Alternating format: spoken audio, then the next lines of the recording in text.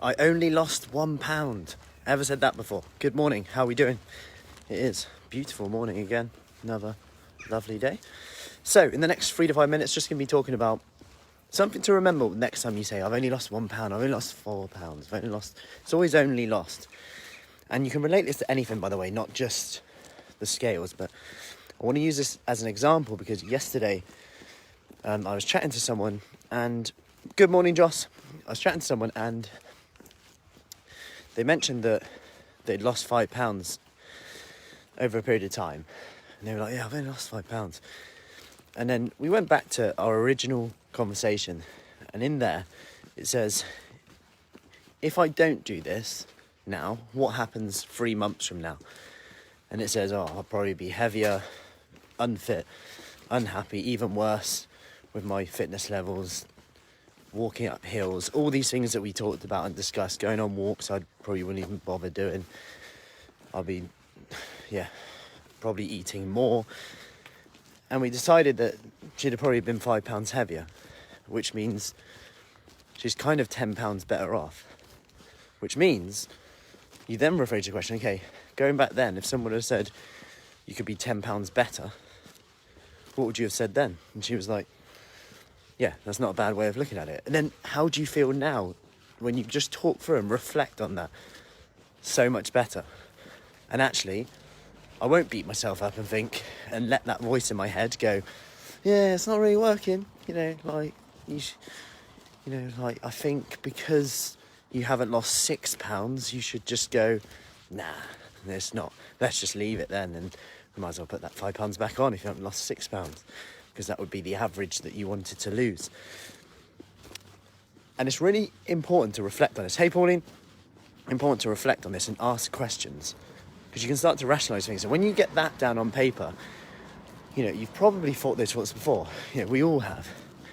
And this can go to the same area as happiness and whatever we define that as. If you're not putting your attention on what you're grateful for, what you did well yesterday, what you're looking forward to. No one ever asked that question.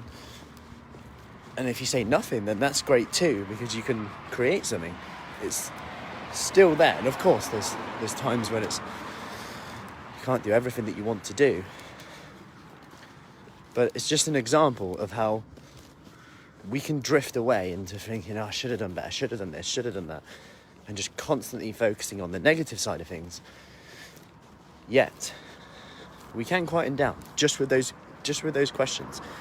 What would be different if you were £10 different 3 months from now? It's nearly a stone. Because if you'd have stayed where you were, doing what you were doing, you could have been £5 worse. So, just a reminder today, if you are going, I'm doing something, but I'm not really getting the results I want, sometimes you just got to look at how far you have come. What would happen if you didn't do it? What is the alternative?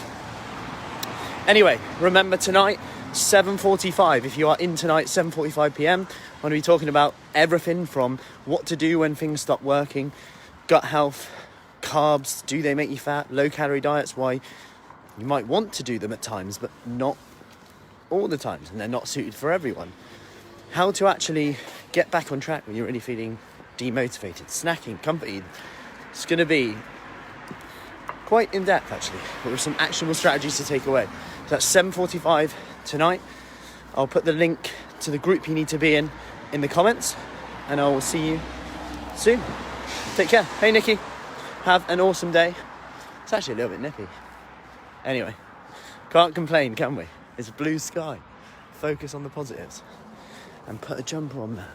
It's August now. It's not Christmas. Anyway, I did find our Christmas tree yesterday. It was tempting to do a little picture with it, but just to confuse people. Anyway, enough of me rambling. I'll see you later. Take care.